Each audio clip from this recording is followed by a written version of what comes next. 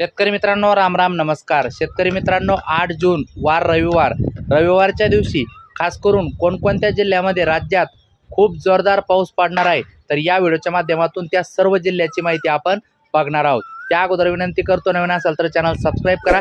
शेतकऱ्यांसाठी रोज अपडेट देतो म्हणून लाईक करा. आणि तुम्ही कुठून हा व्हिडिओ बघताय कमेंट करा. तुमच्याकडे सध्या कसा पाऊस सुरू आहे की सध्या बंद आहे, तर ते सुद्धा कमेंट करा. जिल्ह्याचं नाव नक्कीच सांगा. मित्रांनो, उद्या म्हणजेच रविवारच्या दिवशी होणारा पाऊस या जिल्ह्यामध्ये आहे, लक्षात घ्या.